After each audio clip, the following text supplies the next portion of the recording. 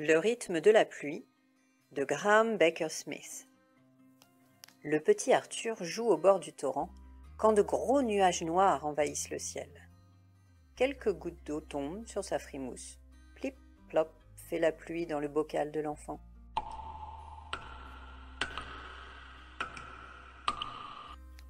La pluie tombe de plus en plus fort et forme partout des petits ruisseaux. Arthur court sous l'averse en riant et vide son bocal dans le torrent.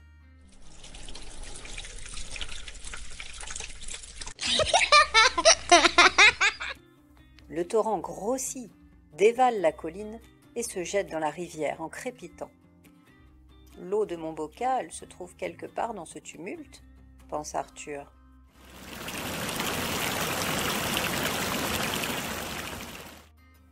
La rivière enfle et ondule dans le sous-bois. Ravis, les animaux se désaltèrent et les poissons bondissent hors de l'eau. Tous se réjouissent du retour de la pluie.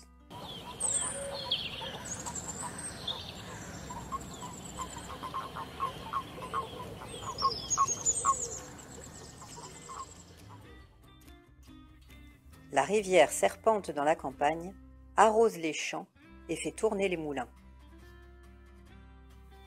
À l'entrée de la ville, la rivière se jette dans le fleuve et partout où il coule, les hommes et les bêtes ont besoin de lui. Après un long voyage, le fleuve rejoint l'océan. Le ciel se reflète dans la mer comme dans un miroir. « Où est l'eau de mon bocal maintenant ?» se demande Arthur.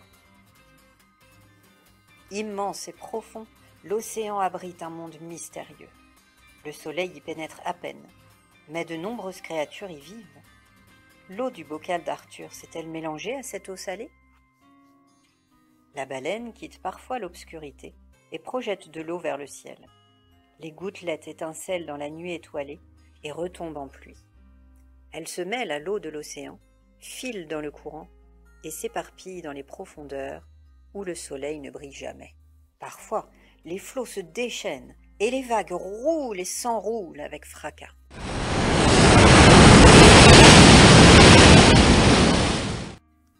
Au petit matin, l'océan est calme et scintille comme de l'or.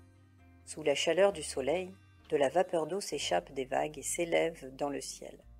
Elle se transforme en nuages qui, poussés par le vent, survolent les montagnes, très loin du torrent d'Arthur.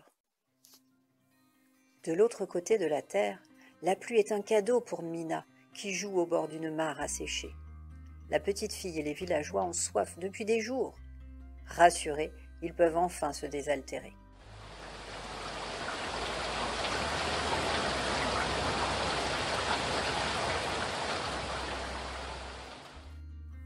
La pluie ruisselle et gonfle les rivières.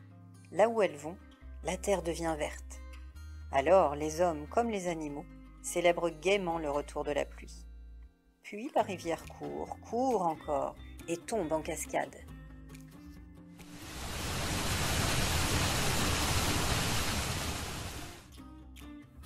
Pour se jeter dans l'océan. Dans les abysses, la vie s'écoule, secrète et sauvage. Un calamar géant projette de l'encre pour se protéger du requin et l'eau devient noire. Comme il le fait depuis des millions d'années, le soleil réchauffe l'océan et de la brume s'élève jusqu'au ciel où elle se transforme en nuages. Comme elle le fait depuis des millions d'années, la pluie, indispensable à la vie, tombe sur la terre.